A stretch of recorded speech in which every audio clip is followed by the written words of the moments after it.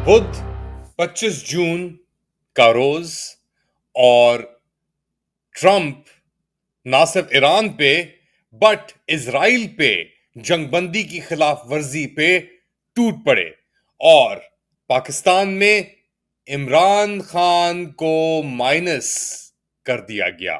Late Ali show you के इस episode में आप सबको खुशामदेद। Do like, subscribe and share this content. बात शुरू करते हैं।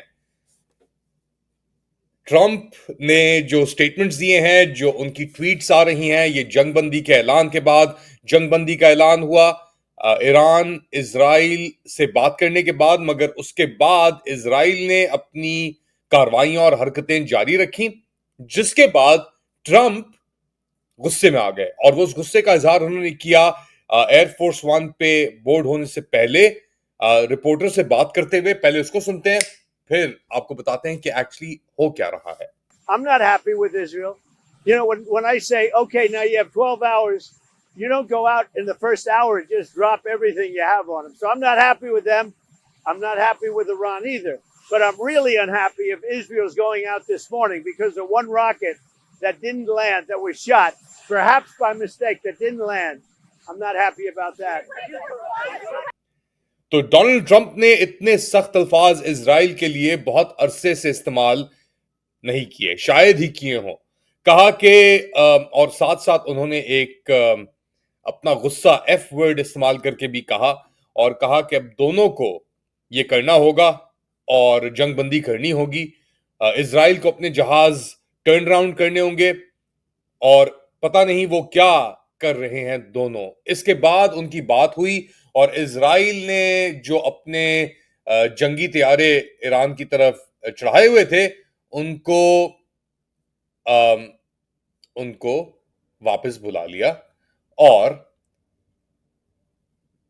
बेसिकली ट्रंप ने अपना नोबेल प्राइज के लिए एक बार फिर पाकिस्तानियों को ललकार दिया कि यार अब तो नोबेल प्राइज की नॉमिनेशन होनी ही चाहिए। क्या हो रहा है और क्यों हो रहा है? एक बात वाज़ेह हो गई है कि ट्रंप और ये जो पूरा निज़ाम, बेसिकली अब आपको समझना पड़ेगा कि अमेरिकन जो सिस्टम है और इनफैक्ट ट्रंप के इर्द गिर्द जो लोग मौजूद भी होंगे, वो शाह से ज्यादा शाह के वफादार हैं इजराइल और बेंजामिन नेतन्याहू को लेकर। और इसी वफादारी के सिलसिले के अंदर उन्होंने अमेरिका को इजराइल की जंग के ऊपर बल्ली चढ़ाने की कोशिश की। याद रखें, आज से 13 दिन पहले, 14 दिन पहले मुज़ाकरात ड्यू थे ईरान और अमेरिका के दरमियान, और जब उन मुज़ाकरात से चंद दिन कबल इजराइल ने हमलावार दिया ईरान के ऊपर, जिसके बाद ईरान ने रिटेलिएट किया और इजरायली पोजीशंस को टारगेट करना शुरू किया। फिर अमेरिका आया और इजराइल ने अमेरिका की मदद मांगी फॉर्दो न्यूक्लियर फैसिलिटी को लेकर। और फिर बात सिर्फ न्यूक्लियर फैसिलिटीज और मदद तक नहीं रही, बात रेजीम चेंज के ऊपर भी आई और ट्रंप ने भी ये चीजें दोहराई कि यार रेजीम चेंज होना चाहिए, अगर ईरान नहीं कर सकता अपने लोगों के साथ तो हम कर देंगे, ये सब बातें। फिर अमेरिका के अटैक्स के बाद जो अमेरिका ने 3 न्यूक्लियर फैसिलिटीज के ऊपर अपने अटैक किए, जिसके अंदर फोर्दो था, एस्फहान था, नतान्स थे, उसके बाद ईरान ने कहा कि हम रिटेलिएट करेंगे और उन्होंने रिटेलिएशन की भी। ज्यादातर उन्होंने टारगेट किया जो अल उदैद बेस है, सबसे बड़ा बेस अमेरिका का खित्ते के अंदर, उसको।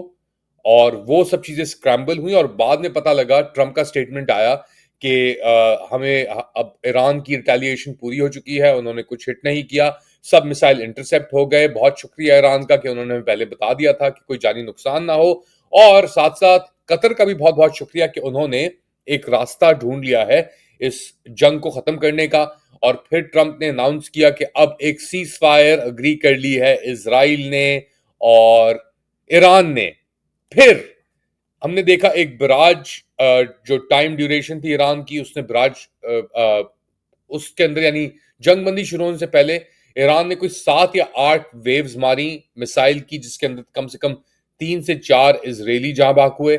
दूसरी जानब से इजराइल ने सबसे बड़ा जो अटैक था वो जंगबंदी के बाद जाके बॉम्ब ड्रॉप किए, जिसके बाद ये ट्रंप का स्टेटमेंट आया और उसने इजहार अपना किया कि मैं खुश नहीं हूं इजराइल और ईरान के साथ, दोनों के साथ वो खुश नहीं थे। तो अब कहां सिचुएशन है? ये 12 दिन की जंग अब 13 दिन की जंग नजर आ रही है। लेकिन एक बात सही है, वाजे हो गई है कि ट्रंप खुश नहीं है, और जब तक ये जंग बंदी नहीं होती तो ट्रंप खुश नहीं होंगे। अपने दो उन्होंने अगर एफ वर्ड इस्तेमाल कर लिया तो आप खुद ही अंदाजा लगा सकते हैं कि सिचुएशन किधर खड़ी है। ये तो हो रहा है पाकिस्तान के वेस्टर्न फ्रंट के ऊपर। पाकिस्तान के अंदर खैबर पख्तूनख्वा काबीना ने पाकिस्तान में सबसे पहले यानी वफाकी हुकूमत से पहले भी बजट की मंजूरी दे दी है, और एक और छुरा इमरान खान की पीठ के अंदर घोप दिया गया है अली अमीन गंदापुर की तरफ से।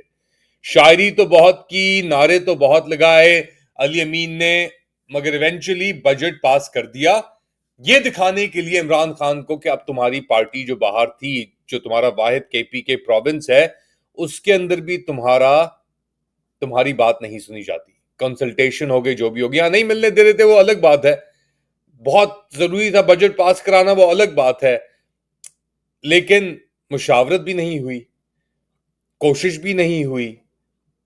अलीमा खान से यह सवाल पूछा गया कि इमरान खान को क्या माइनस कर दिया गया है। तो क्लिप सुने आप, पहले क्लिप सुनाता हूं, फिर इसके ऊपर थोड़ा तज्जिया आगे बढ़ाते हैं। मैडम, क्या इमरान खान को माइनस कर दिया गया? माइनस इमरान फार्मूला है, क्योंकि खान साहब ने तो कहा था मेरा अप्रूवल होगा। मेरा ख्याल है माइनस ही हो गए। मैडम, केपीके के एमपी कहते हैं अली अमीन गंडापुर बहुत ताकतवर है, हम उसको ना नहीं कह सकते। तो फिर अगर बोझ नहीं उठा सकते तो घर जाएं। तो ये थी अलीमा खान, बहन इमरान खान की, और इनसे पूछा गया कि इमरान खान को क्या माइनस कर दिया गया है, तो उन्होंने कहा जी इमरान खान माइनस हो गए। चलिए, तो बहन अपने जज्बात में आके बात कर रही होंगी, मगर एक बात याद रखें कि इमरान खान को कोई माइनस नहीं कर सकता, स्पेशली अली अमीन गंदापुर और जो उनके अहलकार हैं उनसे।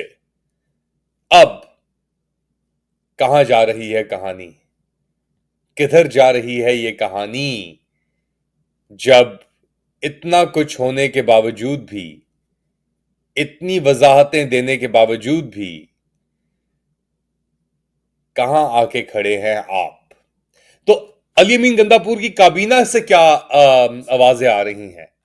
शाहिद खटक बहुत ही जोर से बोलते हैं, 26 नवंबर की कार्रवाई के अंदर भी बड़ा बढ़ चढ़ के आगे थे, कहा कि लीडर आपके साथ खड़े हैं।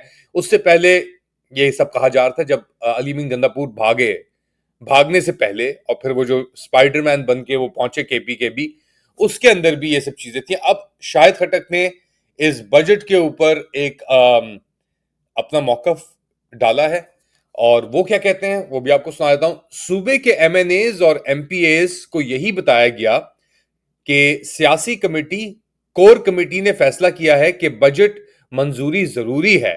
अगर बजट मंजूर ना हो तो इमरजेंसी लग जाएगी। अगर खैबर पख्तूनख्वा में असेंबली गई तो खैबर पख्तूनख्वा में भी वही हालात बन जाएंगे जो पंजाब में है। इमरान खान ने बजट पर मुशावरत का बोला है, असेंबली की तहलील का नहीं। इमरान खान ने खैबर पख्तूनख्वा और पंजाब की असेंबली इसलिए तहलील की थी कि हमें इलेक्शन मिल जाए, लेकिन इलेक्शन नहीं करवाए गए, जिसके नतीजे में 2 साल तक पीटीआई के ऊपर जुल्म, बदतरीन फस्तायत हुआ, जिसकी मिसाल पाकिस्तान की तारीख में नहीं है या मिलती। फैसले सब मिलकर करते हैं, लेकिन तनकीद हम पर ही होती है। वजह हमारे साथ कोई जिम्मेदारी हो ना हो, पार्टी के लिए किरदार अदा करते हैं। अगर बाकियों की तरह खामोशी के साथ बैठकर तमाशा देखते तो शायद आज आपको बाकियों की तरह हमारी तस्वीर आपको नजर ना आती। लेकिन जो कुछ नहीं करते, वो कमाल करते हैं। मैं कौमी असेंबली का मेंबर हूं, मेरा कोई रिश्तेदार एमपीए नहीं, लेकिन मुझे भी गद्दारों की लिस्ट में डाल दिया गया है। मुझे किसी के सर्टिफिकेट की कोई जरूरत नहीं है। जिनको इमरान खान की हिदायत की फिक्र है, क्या एहतजाज के मामले में भी आपको यही फिक्र रहती है? जिनके पास फैसलों का इख्तियार है वो पहले अच्छे बच्चे बन जाते हैं, बाद में सोशल मीडिया के पॉपुलर बयानिए के साथ चलना शुरू कर देते हैं। इमरान खान को ताकतवर हल्के माइनस ना कर सकते हैं, कोई और क्या करेगा, कर लेंगे।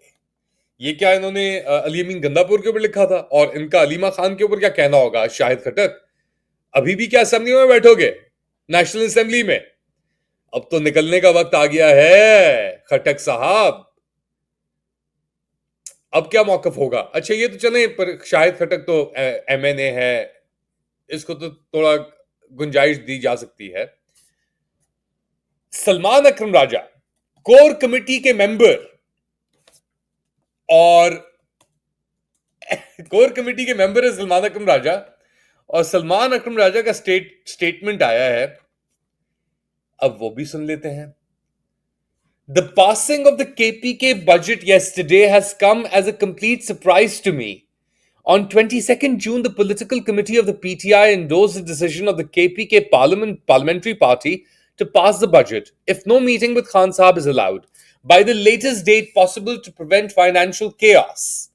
A meeting with Khan Sahab is scheduled today. The outcome of this meeting and further possible meetings before the 30th should have been awaited before the passing of the KPK budget. मुझे तो पता ही नहीं, मैं तो नामालूम, बिल्कुल ही भोला हूं मैं तो। कोर कमेटी क्या होती है?